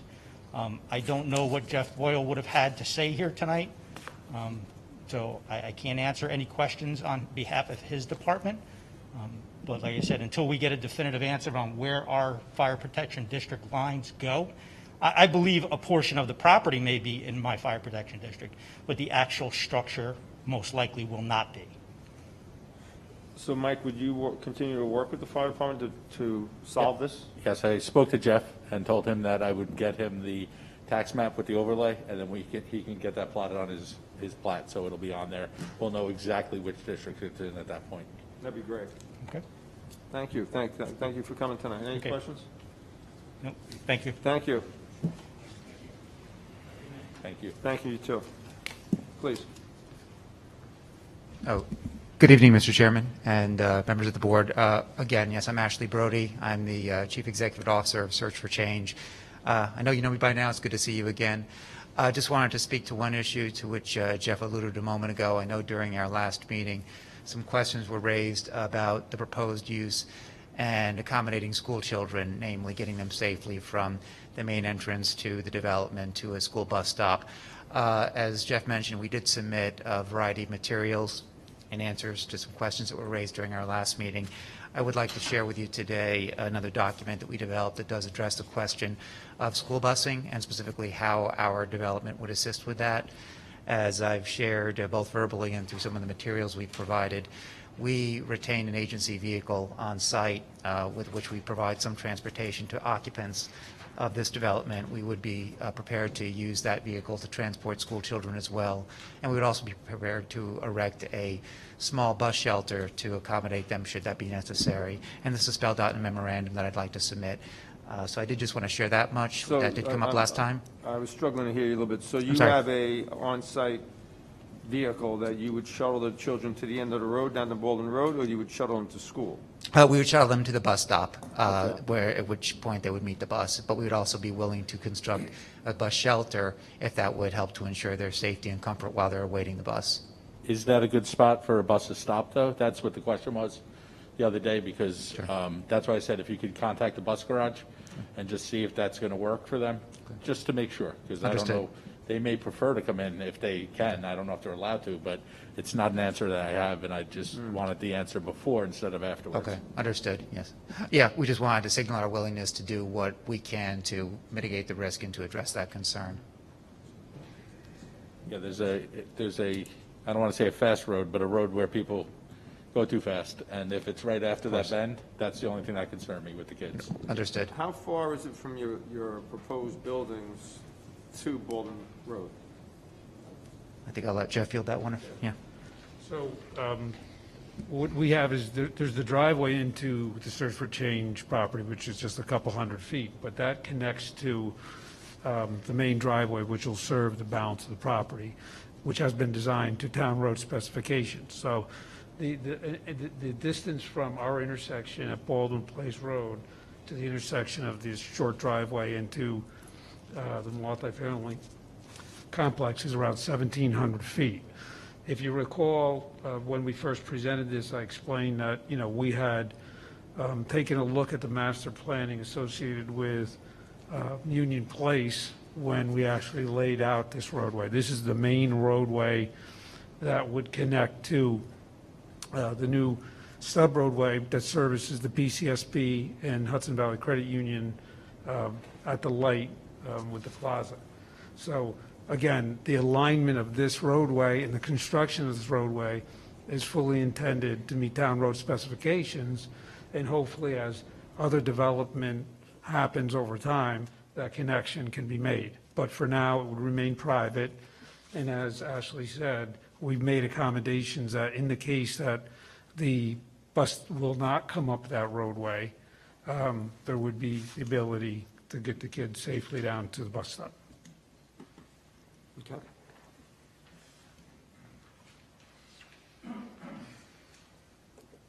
I'm sorry, I think are you? No, that was it. I didn't know if you had additional questions. Again, I know following our meeting 2 weeks ago, we did submit quite a bit of information. I realized a number of questions were raised concerning the need for our proposed housing development in this community. Actually, my colleague, Mr. Carney, who presented before us, I think, reiterated that need in a different form, but there's quite a wealth of information that does suggest there's a great need for housing in our community for people of all incomes. And as you know from our presentations, we're proposing to develop housing for people with some needs as well as people who qualify by virtue of income standards to meet that need and to meet that niche. But I would be prepared to answer any additional questions you have on that at this point. Can I ask a question? Oh, sorry. So I'm sorry, were you talking? I'm sorry, I haven't been here for the last 2 meetings, but I have been keeping up with it, watching the taped recordings. But I'm still struggling with, you say there's a need, and the need comes from within our community, that there are residents in Putnam. Correct. What is this real need that you can justify the size of the facility? Sure, excellent question. So the facility, as you know, proposes to house 72 people, half of whom would qualify as what we're calling workforce tenants, individuals who presumably would be employed and would be earning up to 60% of the area median income. That encompasses quite a few people who are employed in the local economy. So if you consider... But just talking about Putnam. I'm sorry? Just talking about the Putnam residents. Correct, exactly, absolutely, yep, and even locally, even within Carmel. And as, again, Mr. Carney referenced, it's been his experience and the experience of development of this type attract people from the local community who have an increasingly difficult time finding that type of housing. All the studies have shown that multifamily developments, rentals in Putnam County are exceedingly scarce and have become more so. Again, I don't have to repeat what Mr. Carney shared or the information that's been shared with the board, but there's ample data from multiple sources generated from within Putnam County, I might add, Putnam County Department of Health, Putnam County Housing Corporation, census data, which attests to that need, as well as market studies that we've done. So 72 does sound like a lot of units, and certainly it is for a development relative to what we've seen, but when you consider that 36 of them are for individuals who would just be employed in the local economy up to 60% of the area median income, and the balance would be for people who have certain health conditions, as we described in our project proposal. Again, people who already live in the community with various health conditions, but health conditions that don't impair their ability to live independently, health conditions with which they live independently, much as some seniors do. Seniors will live independently but may have an aide who checks in on them periodically. What we're proposing is something akin to that, but for people of different ages. And there again, too, the data that we've looked at, the studies that we furnished demonstrate that there's pressing need, and 36 units for that population wouldn't come close to meeting that need, but it would put a dent in it. So we believe, and market studies suggest, we could, if we had the capacity, probably fill twice as many units, but 72 can be comfortably accommodated on this site, and we feel there's more than enough need in the community. And it's not just our assessment. All the data that we've looked at supports that.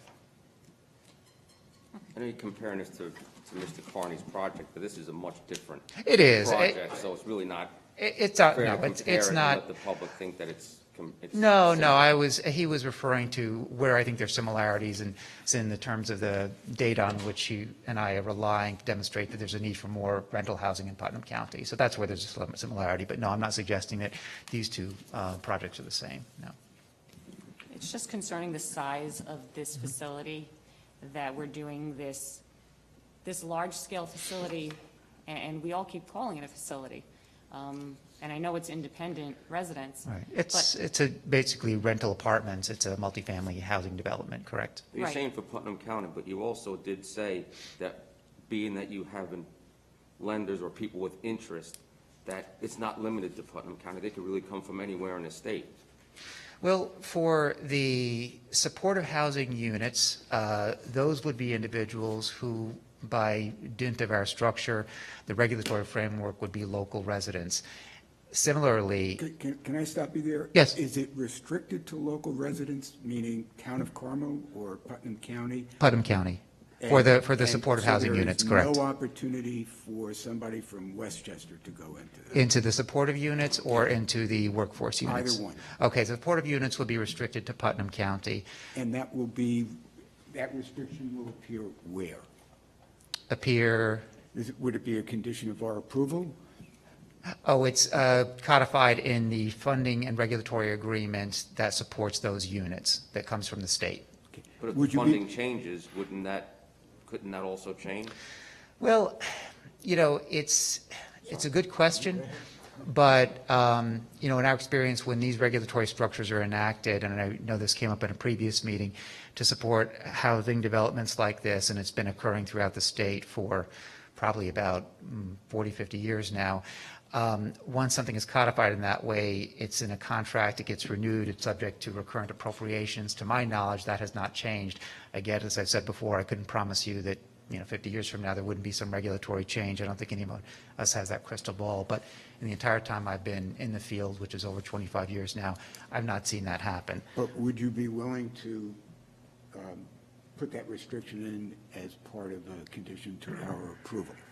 I could do that for the supportive housing units. I don't know if I could do that for the workforce units. Certainly would give preference to the extent possible to local residents, and that's something that we discussed. One thing that, again, and to this gentleman's point, I don't want to draw too many parallels between the project that Mr. Carney described in ours, because although there's certain types of tax credit financing that is open to anyone, what we're proposing is something that is a little bit different. So I don't know that I could give you a definitive answer to that right now, but we can certainly research that. But we should have a definitive answer to that. Fair enough.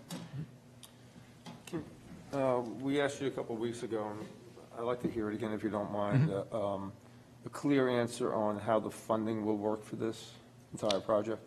Sure. So there are, again, two components to the population, if you will, the workforce and then the supportive housing units. So there's a funding that we receive from state agencies that supports the service delivery to occupants of the supportive housing units. That comes from a state agency known as the Office of Temporary and Disability Assistance, and that provides some funding with which we provide services to occupants of the supportive housing units. So that's one source, and incidentally, we did share this information in a memorandum, so you should have it in your records, but of course, I'm happy to repeat it. So that's one source. Then there's other sources that support the construction, the acquisition, the building, capital financing, if you will, and that includes also the Office of Temporary and Disability Assistance. It includes New York State Homes and Community Renewal, which is another municipal agency. It includes some tax credit financing. Again, not drawing parallels between this project and the one that you reviewed earlier, but it does include some tax credit financing, so there are some parallels there. There is typically a bank loan and then some private equity investment, as is customary for tax credit financing. I believe that's it. Again, you know, we did commit this to writing and shared that documentation with you, but those are the sources to my knowledge. Oh, in addition, obviously, tenants pay rent. So tenants who occupy the supportive housing units pay adjusted rent based on their income. Tenants of the workforce housing also pay rent. The rent is reduced because it's meant to be affordable for individuals who are earning up to 60% of area median income, but they would pay rent. So obviously, rent supports the operating costs as well. And where does the funding for ongoing maintenance come from? Oh, for ongoing maintenance? So that comes from the Services and Operating Award that I described. It comes from a state agency, comes from tenant rents, and obviously there's a mechanism through which we collect rents as any property manager or landlord would. So it's a combination of the municipal funding sources as well as tenant contributions. What financial input do you have in this? Financial input in... As far as, like, Mr. Carney funds his part, a lot of his projects. Gotcha. How much are you personally funding, or is this all grants? No, it's all different grants, municipal sources. Exactly. Yep. Yeah. We're and again, that's another instance in which there's a difference between what I and my agency does and what he's doing. But as I understand it, and as I've said before too, it's not my largest area of expertise. We're working on this as part of a partnership, and I understand this was a concern that was raised as well, is about our capacity to do this. As I've shared, we're doing this as part of a consortium of agencies. Obviously, my agency is the lead and the project sponsor and bears primary responsibility, but we have a whole development team, which includes agencies that have done and are doing this type of work around the state. It would include a property management component. It would include other stakeholders who would share in delivering services to the tenants. So it's a different structure in that way, but again, it's one that is currently in operation and is occurring throughout the state. In fact, one of the requests you made was that we submit a list of comparable properties and projects that are in operation successfully around the state, and we did submit that. So this isn't something that we're making up out of whole cloth, hoping it'll work. This is tried and true and has been done for many years. It just hasn't been done here. We recognize that. But the model has been proven again, and we did provide some data around that. But the answer to your question is no, we're not taking ownership of it in the way that Mr. Carney and his company are, but the ownership structure that's in place is one that is presently in place throughout the state, and it has been proven, it's been approved, and it's working successfully. Could 10 years pass and then all of a sudden it become all workforce? Again, it's hard to, I couldn't tell you if the state legislature, decides to make some type of change that I can't, anticipate or predict. That's conceivable, but my experience has not borne that out. Again, and when I say my experience, I have shared that our agency currently supports about 70 people living independently throughout the county, many other people who are living in other types of settings. These types of services have existed for many years, and the funding has not changed. The funding structures have not changed. The regulation hasn't changed. It has around the margins, but nothing has happened that has pulled the rug out from under or has markedly changed the population or the nature of any of these programs that are in operation, because the stakeholders recognize, and the state stakeholders recognize, when they're making an investment, they're building an infrastructure around it that needs to be supported. Much like a school, I did use the analogy or metaphor of a school last time. If you build a school, you have to sustain a school. School comes, of course, from taxes. It comes from municipal sources and funding. For a state to just say, okay, we're going to defund a school or decommission a school has significant implications. So when a commitment like this is made, in my experience, and I think in the state's experience, it's borne out over time. If you're asking me in all honesty what could happen 20, 30 years from now, of course, I couldn't tell you with certainty, but nothing in my experience suggests that that would change, barring, again, something catastrophic happening. So in essence, it could happen. It could happen, absolutely could happen. That's what I'm sure, just wondering absolutely. if it could go one way or another. Oh, anything's possible, in this world. So yeah, I couldn't. But your model is 50% and 50%, correct? 50%. 50% workforce and 50% supportive Correct. housing. Yes. And other than the state changing something, is there anything that would permit you to change that proportion? No, not of which I'm aware. No. To follow up on what Bob Frankel said, and this may be a question more for Jeff, it goes back to typically when there's a subdivision, you have a homeowners association that takes care of all the various costs. So you're going to have a septic area, you're going to have a water area, you're going to have stormwater maintenance ponds that are there, you're going to have a road that's there. Now, the road ultimately would be dedicated to the town, but those stormwater management ponds will not be dedicated to the town. That's what's going to happen. So in the interim, who's going to maintain those stormwater maintenance ponds? Who is in charge of that? And where does the funding for that come from? How is that going to be broken out? And what happens in the future when the rest of that property gets developed? And to tag onto that, is that septic area big enough for the rest of the development, or any other development will have to find their own septic? So a whole bunch of questions there at once. So I haven't been around for a while. Yeah, those are easy questions, because the Search for Change lot, which I believe is in the order of 16 acres, encompasses all of their infrastructure. It includes their wells, it includes their septic area, it includes their parking lot, their building, and their stormwater. So that's 100% going to be operated and maintained by the operation of the Search for Change multifamily apartment complex. The roadway coming in would be accessed through an easement. That roadway would be owned and controlled by the landowner, who would be required to maintain that under some agreement of the easement, and the same with associated stormwater. And in the future, as I mentioned, if this goes forward as a town road, then, as you noted, the developer would seek to dedicate that road, if and when that happens. Right, so I don't remember if those easements were provided on any of the drawings. So that easement for that roadway, is that on the drawings you provided? Yes. Yep. I'm sorry if I don't remember that. Yeah, And it was identified as provided, so, and same thing with the stormwater ponds that are gonna be then, So what you'll see there on the roadway, on each side, there's a dashed line. Got That it. makes up a 50-foot easement that would be could be a future right-of-way.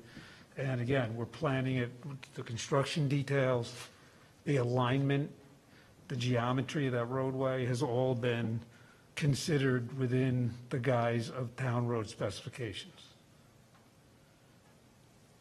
So Jeff, I asked you last time about what, I know you don't know what the developer may do, but this is almost like a backdoor into 10 other residential developments like this on this 180 acres, which is not, it's a commercial site.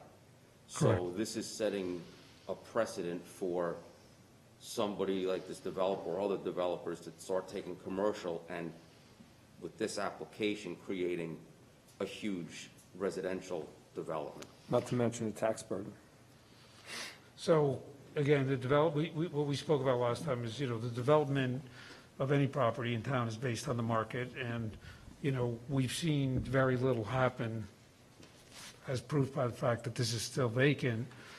And as I indicated, the landowner has actively marketed this property and would love to see something go there.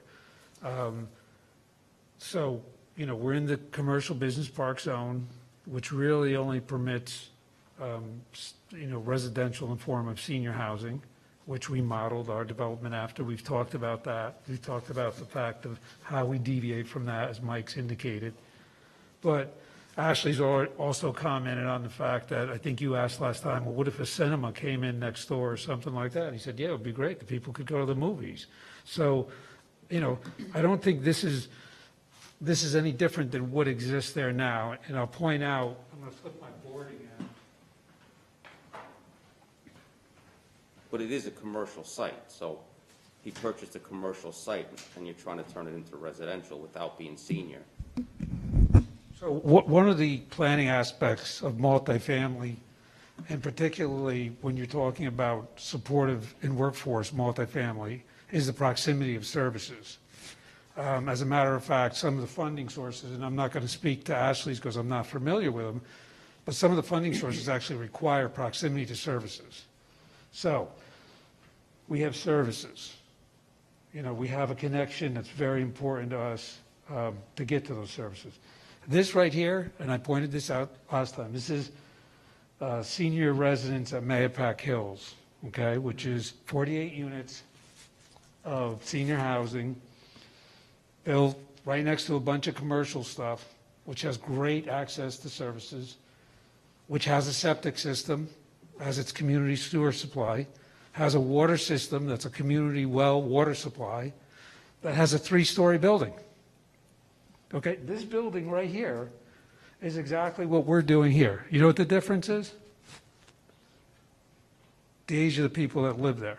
That's the only thing that's different. It's a huge difference. But there's another, Size difference. there's another. Pardon me? It's a big size difference, Oh, there's a size difference, a absolutely. major size okay. difference, But so you there- can't compare. There's another. Well, you can difference. compare the use, I'm saying not the size. I agree with you. But there's another difference, which is that you're converting it to a different use than our code intended, and it's right on the cusp of a master plan being discussed.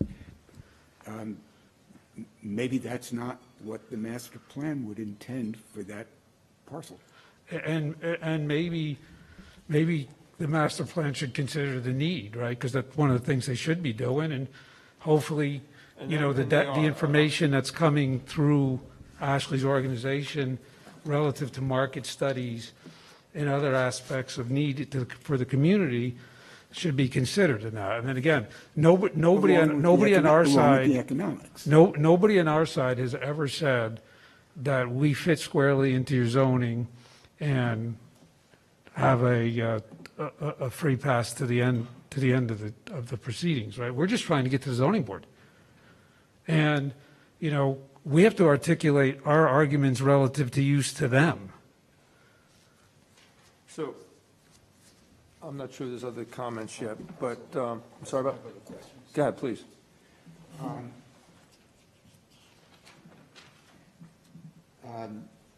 In your materials, you did provide some information about real estate taxes, and I read them with interest. But I'm still somewhat in the dark in terms of what the delta would be in terms of the pilot program that you would, pilot arrangement you would propose versus full market rate taxes.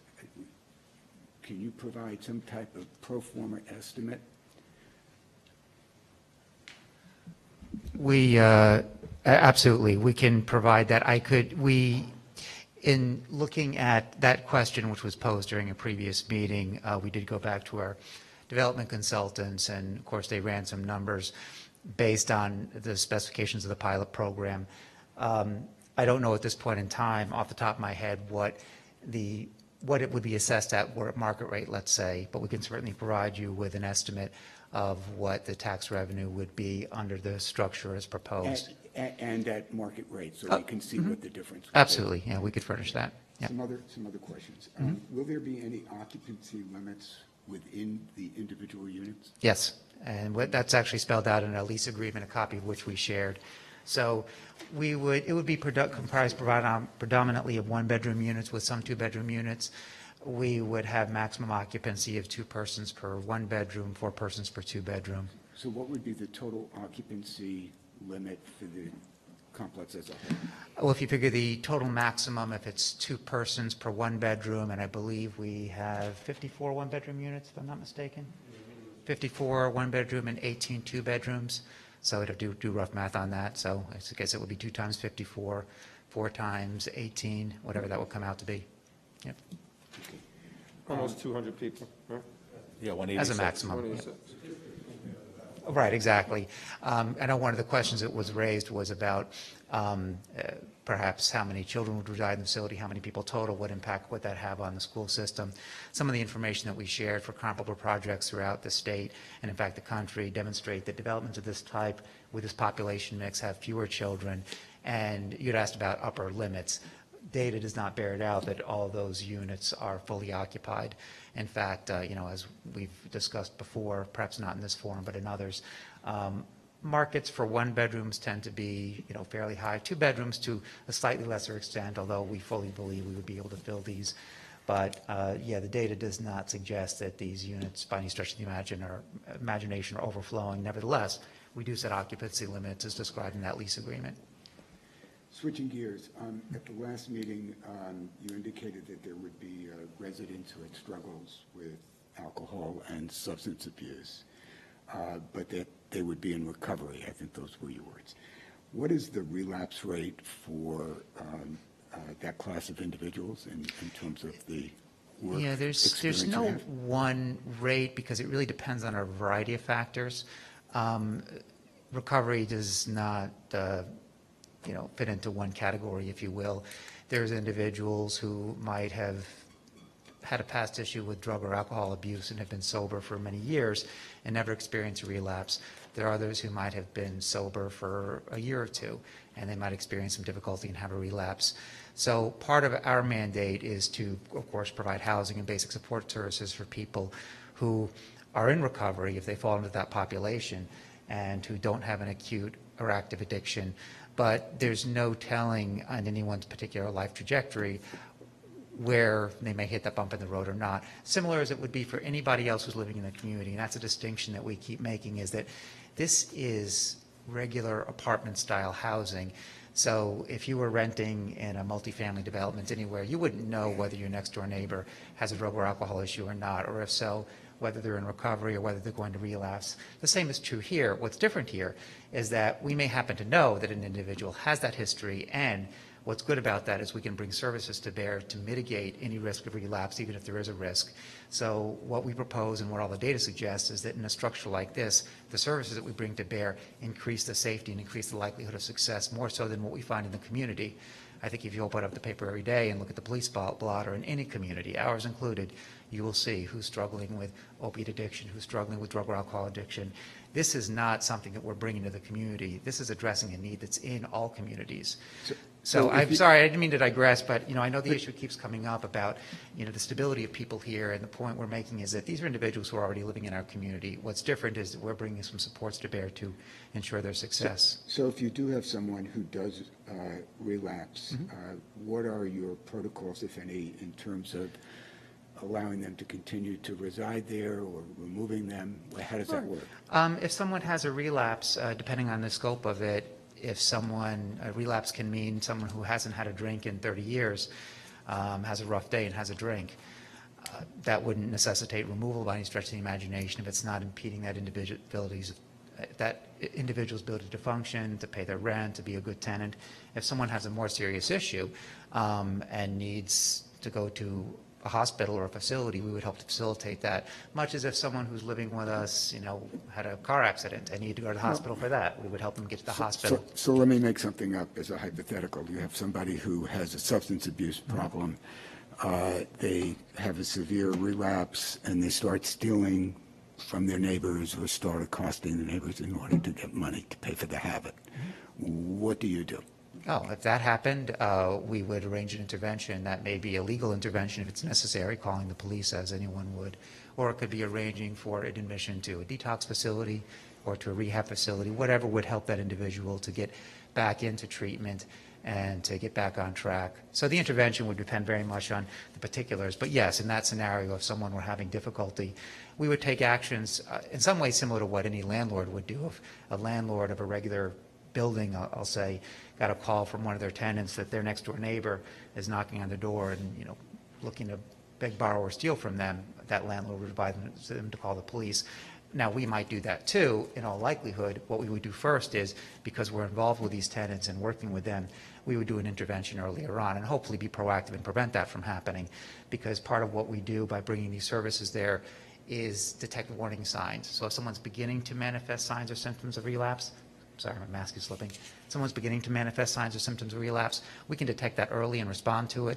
But sometimes if things escalate as they can and someone needs a more regressive intervention, then we would arrange for that. That could, again, be admission to a detox, rehab, something like that. So on the converse, what are your screening protocols for allowing somebody in? So there is it depends in part on I assume you're referring to the supportive housing tenants. Yes. Okay, so for the supportive housing tenants, there is basically a screening protocol through which we review the individual, their history, where they're residing prior to their arrival, and also looking at the condition on which they qualify. So for instance, if someone does qualify due to a substance use issue, we would do an assessment. We would ask for information from a referral source that would substantiate their claim to be in recovery and to progress to a point where they can reside independently and safely in a community like this. Our own personnel who have training and expertise would do an assessment and meet with them. They would establish a support plan. So if they need assistance in staying on track or identifying risk factors, that would be put into place. So there's a fairly involved process that involves multiple steps, and it's not something it's just done by me or my agency alone. It's done in consultation with other referral sources and partners who have worked with this individual and can attest to their readiness. Okay. Switching gears, and I promise you this is my last set of questions. CSD Housing LLC. Who are they? What is their financial interest? What is their legal interest in this whole development? Sure. So CSD is our development partner. It's a small partnership comprised of individuals who have a mix of expertise. One gentleman, one of their principals, had worked in housing development throughout his career in the nonprofit realm, and others have backgrounds in construction, law. Basically what they do is this: they work with nonprofit providers like my agency throughout the state in bringing projects like this to fruition. Part of the reason they do that is because My agency and my counterparts with agencies like mine need those partners to bring this expertise. We understand how inherently complicated this is. Our agencies deliver services for occupants of programs like this, apartment buildings like this, but the complexity of development and all that it entails requires a scope of expertise that most nonprofit housing providers don't have. So CSD, as an organization that leverages its expertise in working with providers like mine across New York State and bringing a lot of projects like this to scale. So that's the partnership. They're a mission-driven organization. They work predominantly with nonprofit organizations like mine and doing this throughout New York State. And the information that I shared with you about comparable projects has been developed with them in most instances. They're not the only player, if you will, that does this type of housing, but they're one of the more prominent ones that have done this successfully. And are they a for-profit organization? They are, yes. And who pays their fee?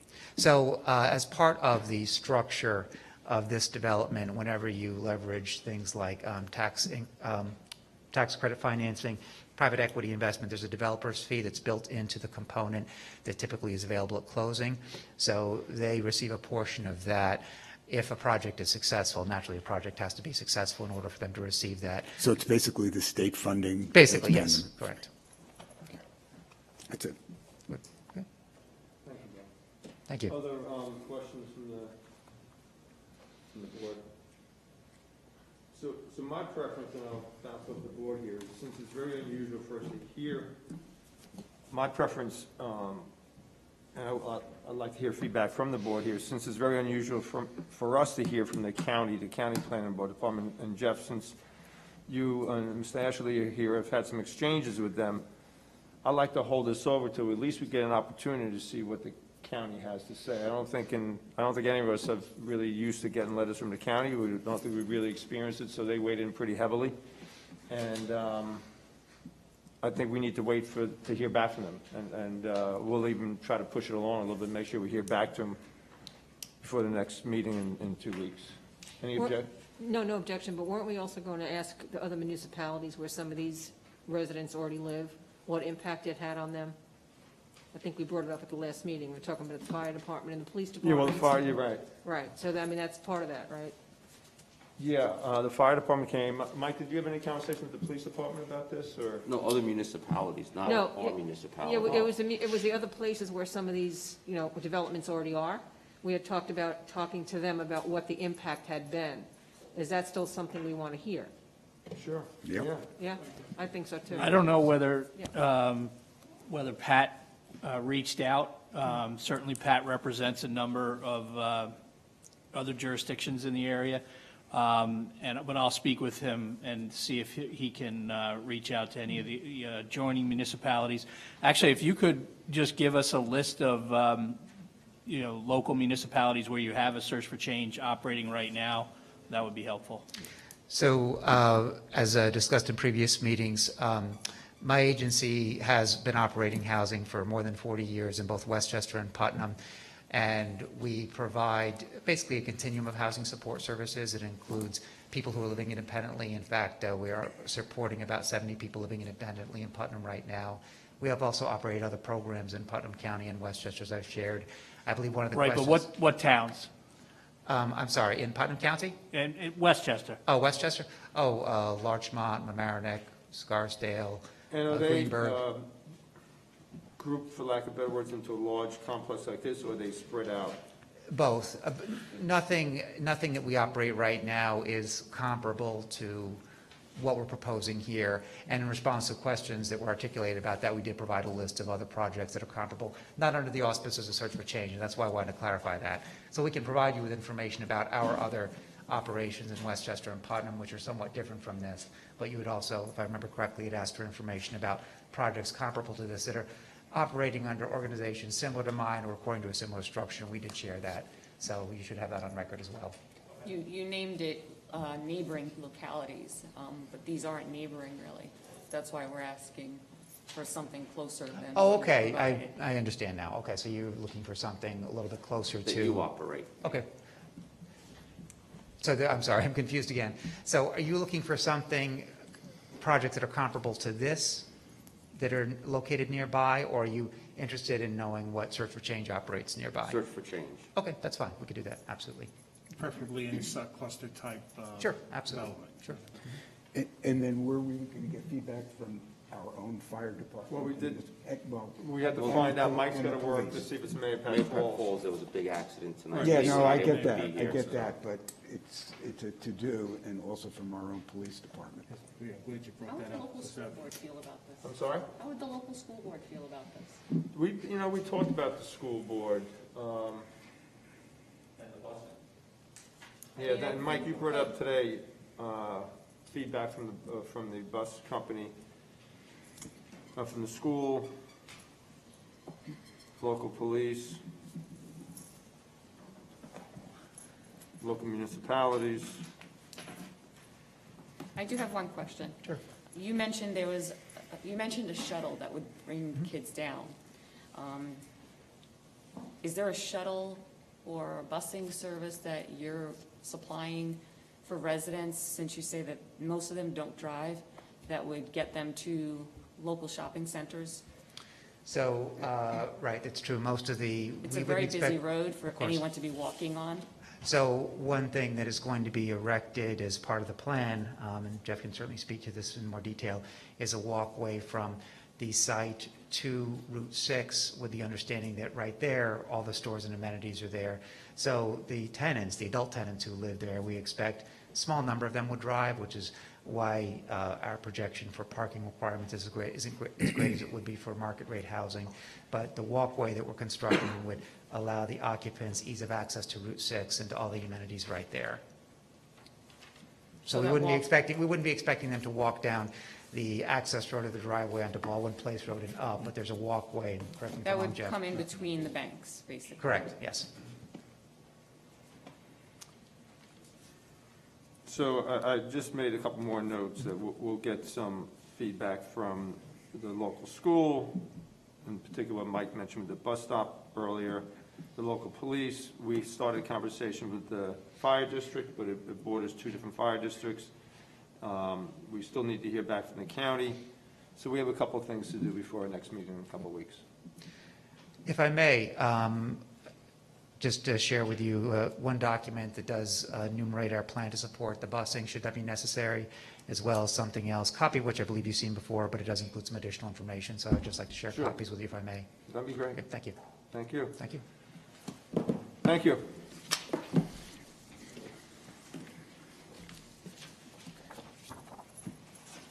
Thank you.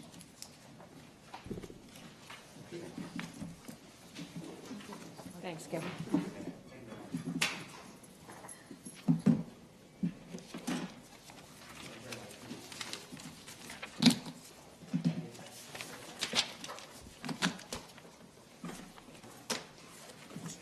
You can give me. Thank you very much. Ashley, I'll take one more.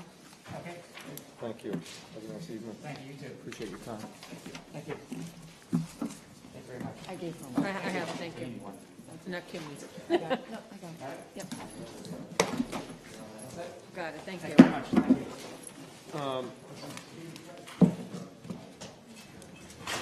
Oh, okay. Okay, I'll take this. And Anthony gave a copy to Rose for our file. Okay, last thing on the agenda were the minutes from January 27th. Has anyone had the opportunity to review, and if so, can I have a motion to accept? I read them. Was it the January meeting or the February meeting? The January January? 27th meeting. Okay. I read them, they appeared in order. Do I have a second?